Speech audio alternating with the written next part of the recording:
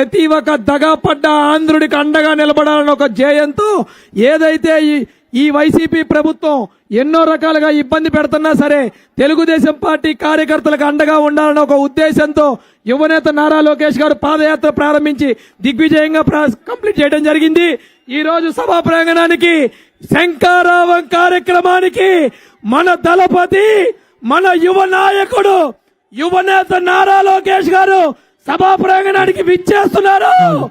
Hello hello hello song పెట్టనా? Hello దయచేసి అందరూ గట్టిగా చప్పట్లతో యువనేత నారా లోకేష్ గారికి స్వాగతం పలకాలి. మనం ఎప్పుడో అని ఎదురుస్తున్నాం మన యువనేత మన నారా లోకేష్ గారు. నారా లోకేష్ అన్న నాయకత్వం, నారా లోకేష్ అన్న నాయకత్వం, నారా లోకేష్ అన్న నాయకత్వం, నారా లోకేష్ అన్న నాయకత్వం. గట్టిగా ఇచ్చాపురం సంతానాలు కోరుతున్నాను.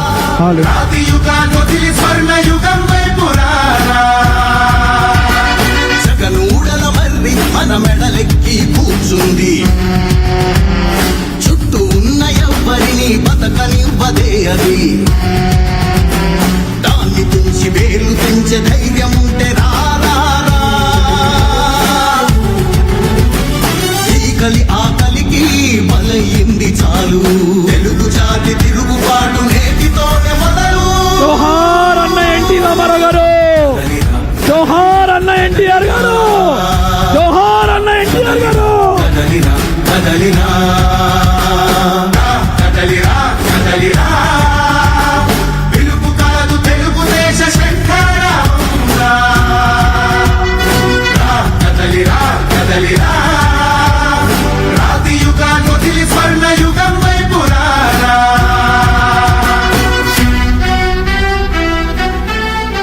ఇచ్చాపురంలో శంఖారావ కార్యక్రమానికి విచ్చేసిన ప్రతి ఒక్క తెలుగుదేశం పార్టీ జనసేన కుటుంబ సభ్యులకి స్వాగతం పలుకుతూ ఈ కార్యక్రమాన్ని ఇక్కడి నుంచి ఇచ్చాపురం శాసనసభ్యులు అశోక్ గారిని కొనసాగించాల్సిందిగా కోరుతున్నాం.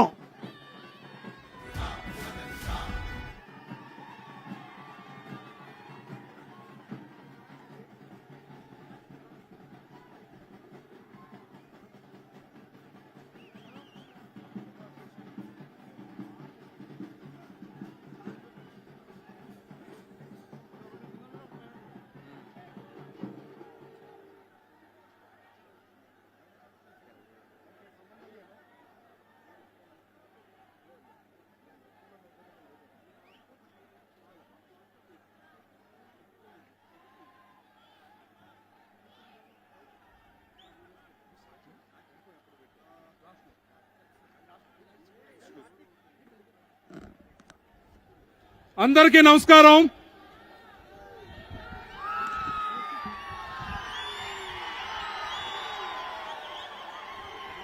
ఇచ్చాపురం నియోజకవర్గం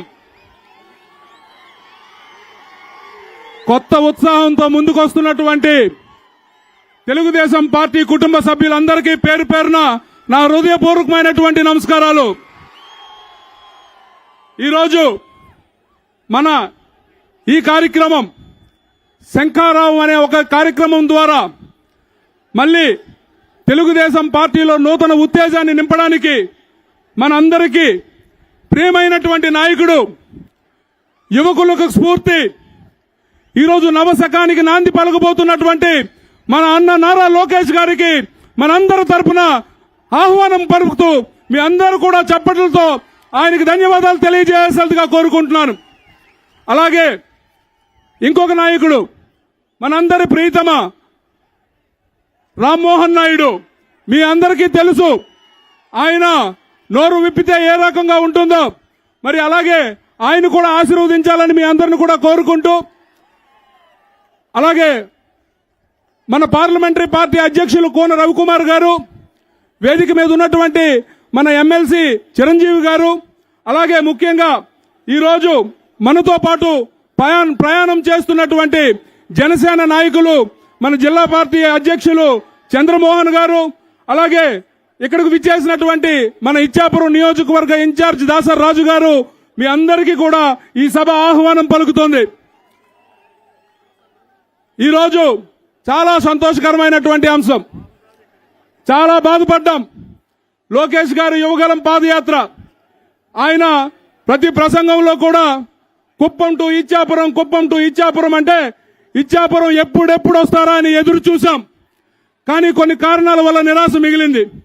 అయ్యో మళ్ళీ లోకేష్ అన్న గారిని ఏ రకంగా తెచ్చుకోవాలి నియోజకవర్గానికంటే ఆయన నాకు 10 సార్లు చెప్పారు, అరే మన తెలుగుదేశం పార్టీకి ఏదో దురదృష్టం ఉంది, ఏ పాదయాత్ర కార్యక్రమం చేయాలన్నా ఇచ్చాపురం వరకు రాలేకపోతున్నాం, ఎప్పుడు వస్తానని ఎదురు చూస్తున్నాను అని చెప్పి ఆయన పలు సందర్భాల్లో అన్నారు.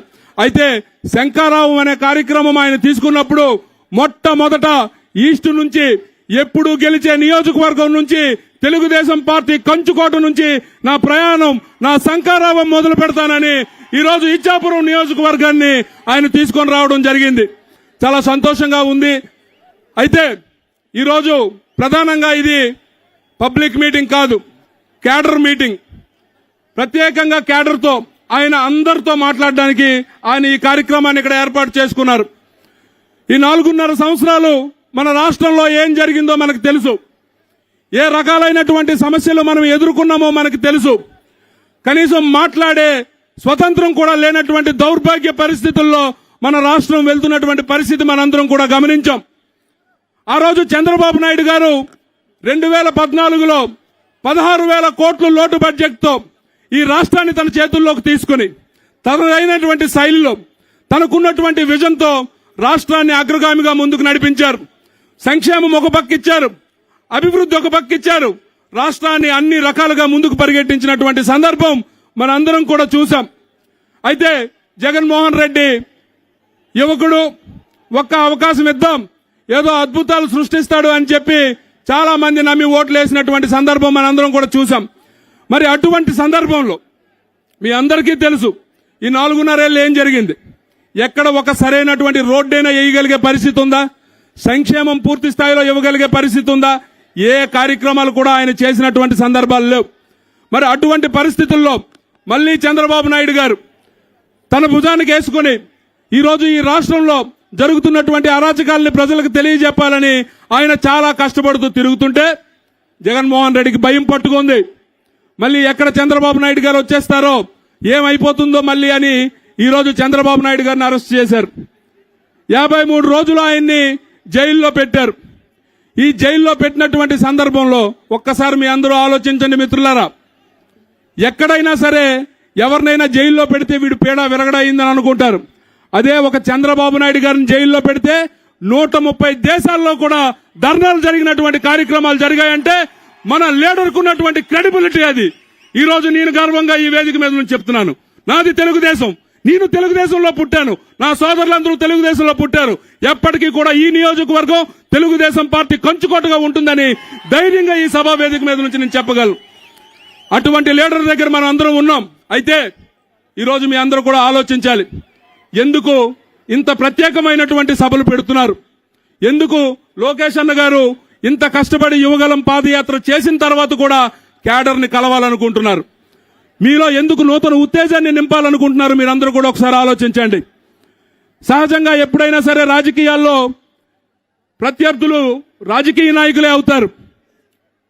ఈరోజు చంద్రబాబు నాయుడు గారు రాజశేఖర రెడ్డి పోరాటం చేసిన రోజు రాజకీయ నాయకులే పోరాటం చేశారు. కానీ ఈ రోజు మన అందరం పోరాటం చేస్తుంది ఒక రాక్షసుడితో అన్న విషయాన్ని మీ అందరూ కూడా గుర్తుపెట్టుకోవాల్సినటువంటి అవసరం ఉంది.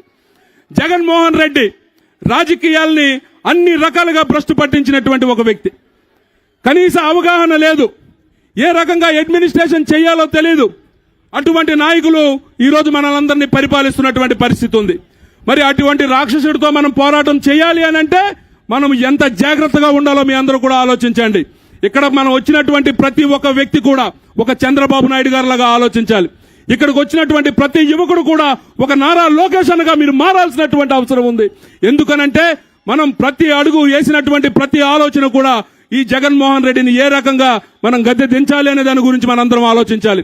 ఈరోజు ముఖ్యంగా మీరు చూసుకోండి, పవన్ కళ్యాణ్ గారు కూడా చాలా అద్భుతంగా మంచి నిర్ణయం. ఈ రాష్ట్రంలో జరుగుతున్నటువంటి అరాచకాలు చూసి ఎట్టి పరిస్థితుల్లో కూడా ఈ రాష్ట్రంలో పరిస్థితులు మారాలి, జగన్మోహన్ రెడ్డిని దించాలి అని చెప్పి చంద్రబాబు నాయుడు గారితో కలిసి ప్రయాణం చేయడానికి ముందుకొచ్చారు. దాన్ని కూడా మనందరం స్వాగతిద్దాం. ఏది ఏమైనా సరే నిజంగా ఈరోజు చాలా సంతోషంగా ఉంది. చాలా తక్కువ సమయం ఇచ్చారన్న, మాకు 2 రోజులు మాత్రమే సమయం ఇచ్చారు.